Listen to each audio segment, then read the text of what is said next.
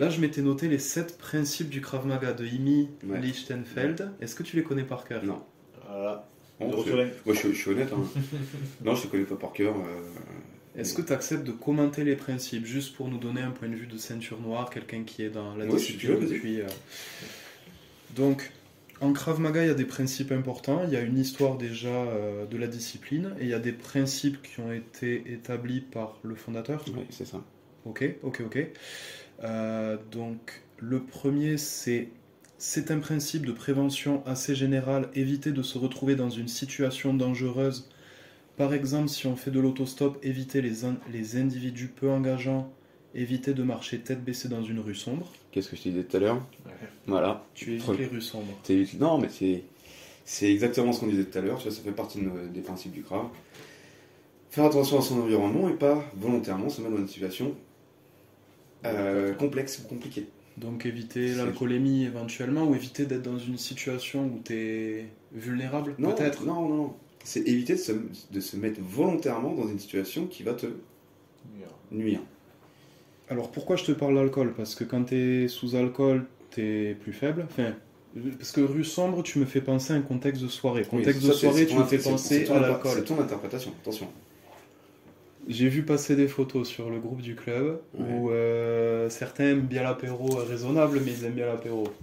Chacun fait ce qu'il veut. Hein, mais voilà, c'est un contexte où on s'affaiblit et où on est un peu plus vulnérable, et peut-être que toi tu l'évites. Aussi, tu t'enlèves les... Tu sors de ta journée, t'es fatigué et compagnie, gros, c'est pareil. Hein. Ouais, t'es fatigué, t'es crevé, t'en as plein les pattes, tu viens de te prendre la gueule avec Bobonne à la maison. Et ben, tu vois, c'est exactement la même chose. Donc, premier principe, tu te mets pas dans une situation. T'essaies à tout prix de pas te mettre dans une situation compliquée. Ok. Deuxième principe, le Krav Maga est basé sur des réflexes naturels du corps humain. Tout à fait, on y travaille, on essaie de répéter. Donc, il y a des mouvements qu'on fait naturellement.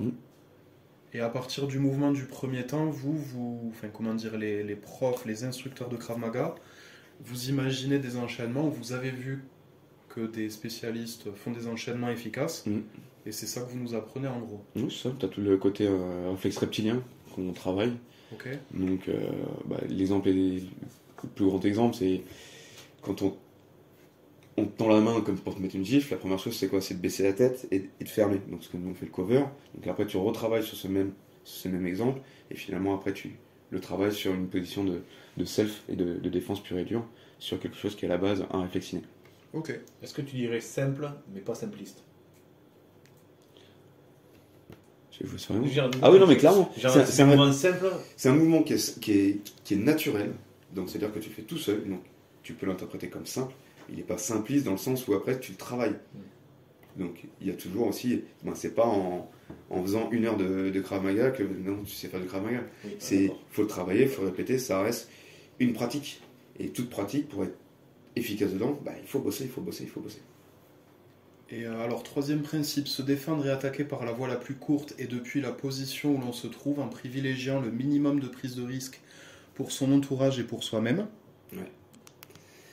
Je suis en train de discuter avec toi, on est face à face. Là, sur ma gauche, j'ai Manon. Si Manon vient me mettre un coup de poing, c'est l'agressif. Je vais pas me tourner tout mon corps pour faire une parade de ma situation. Il va falloir que, pareil, sur un geste simple, que je fasse ma parade. Donc c'est un moment court, réactif, pour pouvoir faire une parade et essayer de faire une riposte en simultané, la plus appropriée, la plus courte possible. Ok. Quatrième principe, en fonction de la situation et selon le besoin, en fonction du danger que représente l'adversaire, essayer de décourager celui-ci en parlant. Vas-y, tranquille, tiens, tu veux juste m'éclairer, vas-y.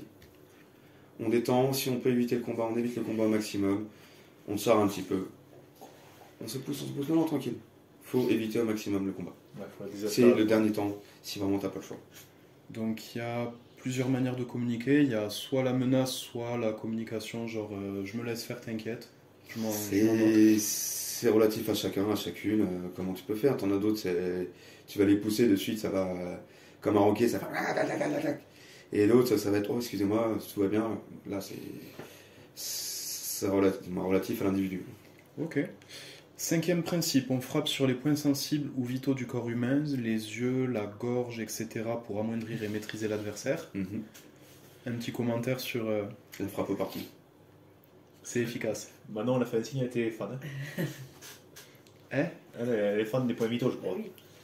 Ben, c'est là où il faut aller chercher. Enfin, pour moi c'est ça, hein, le Krav. À partir du moment où tu n'as plus d'autre solution que d'engager le combat, et puis là, faut être le plus efficace possible. T'es pas sur un tatami, tu comptes pas les points. L'objectif, c'est de te mettre en sécurité. Donc tu peux mettre un coup, genre frappe au parti, ça déstabilise, tu te barres. Ouais, hop, combat terminé, t'as juste mis une frappe, le mec, c'est pas létal, bon, ça le fait même bien mal, et puis t'as réussi à te mettre en sécurité. Basta. C'est peut-être même le principe numéro 1 du Krav Maga. De quoi? Non, c'est le 5. Non, mais d'avoir. Non, ce que je me dis, c'est d'avoir le combat le plus court possible. Oui, et puis si on, aussi. si on peut l'éviter, le combat, on l'évite. Oui, toujours. C'est encore plus court. 6e principe, essayer d'utiliser tous les objets à sa portée, clés, chaises, puis les armes naturelles du corps. Ouais, complètement. L'exemple qu'on donne souvent, c'est menace au couteau, le mec qui est là, ou même, tu sais, il est devant toi, donne-moi tes affaires, tu prends ton porte-clés que t'as là, ou que t'as dans la main, ou même ton téléphone, tu le jettes au visage, surprise, et là tu vas pouvoir faire une frappe ou te barrer si besoin. Quoi. Bon, c'est con si tu m'envoies ton téléphone dans la gueule, te barrer sans point. C'est là où on peut faire le parallèle avec le stage qu'on avait fait sur l'Urban Grappling avec David Taïeb, où en fait on venait se servir des vêtements de l'adversaire ou des nôtres. Ouais. Oui, c'est une arme supplémentaire. Ouais. Le vêtement de la personne peut être une arme. Ses propres vêtements peuvent utiliser comme une arme. Alors, il faut avoir un peu d'expertise. Et là, on avait... Un peu beaucoup, ouais. Mais... Oui, c'est un travail. Les contrôleurs, c'est vraiment un gros travail. Mais c'est génial, ça ouvre des perspectives. C'est génial. Et ça change nos vêtements. On va pas s'habiller pareil si on suit les principes de David. 7e principe. Principe le plus réaliste. En cas d'agression, pas de règles, aucune limitation sur le plan des techniques, pas d'interdit. Tous les coups sont permis. C'est ça. Si malheureusement tu dois aller à la castagne, tu vas à la castagne, quoi. Et puis l'objectif, hein, c'est soit lui, soit toi, donc faut que tu sortes de là, quoi. Et c'est ce qu'on souhaite à tous les adhérents du club, toutes les personnes qu'on connaît, touche du bois. Toutes les personnes avec qui notamment on crée du lien.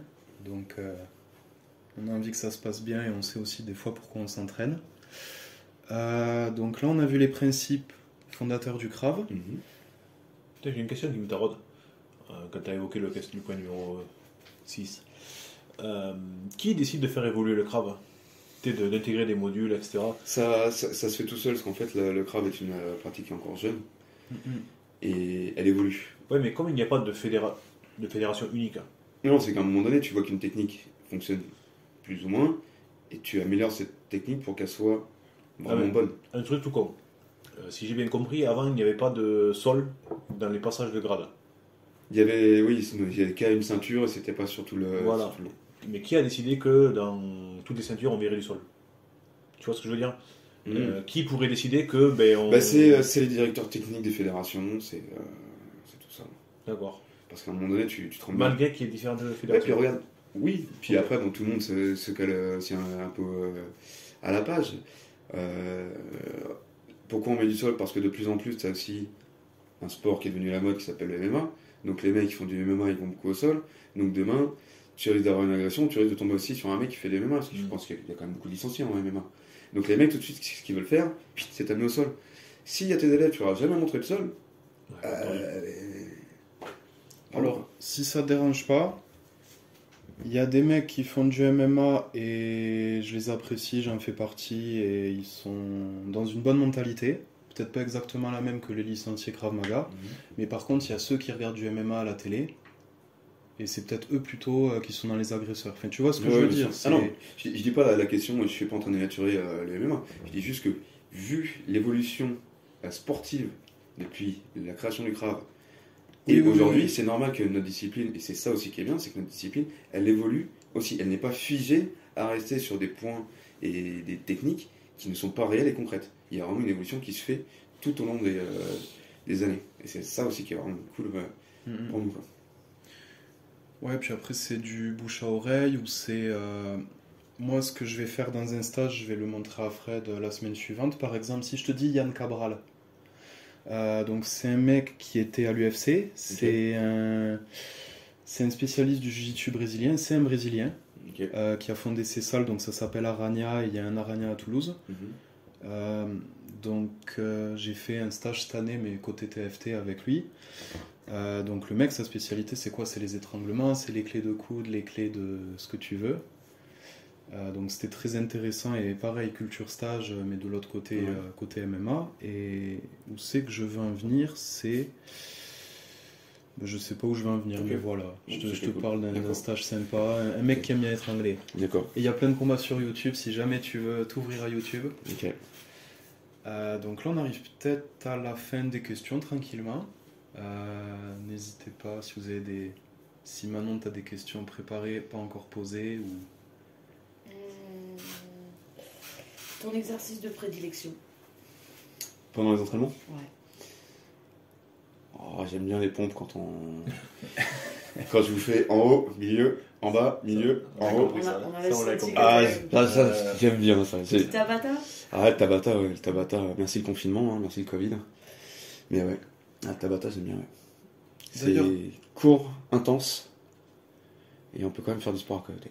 D'ailleurs Ben, est-ce que tu as des remarques ou des sujets que tu aimerais aborder tant qu'on est là, tant qu'on n'a pas les obligations professionnelles Non, ouais.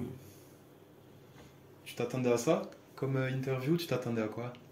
Je m'attendais à rien du tout, je suis arrivé ici en me disant bon, on va faire l'interview. Allez.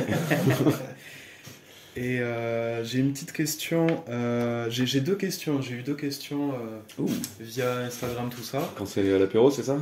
Première question, quand est-ce qu'on fait apéro? Venez me voir dans mon bar. Ok. On viendra, on essaiera de venir en même temps. Tu peux dire le bar si tu veux. Ou pas. T'es pas obligé. Ceux qui me connaissent, ça vous passe. J'allais balancer. Voilà. Ok, il y en a quelques-uns qui veulent venir te tester. Mm-hmm. Ouais, c'est vrai, Bon, je pense qu'ils peuvent venir.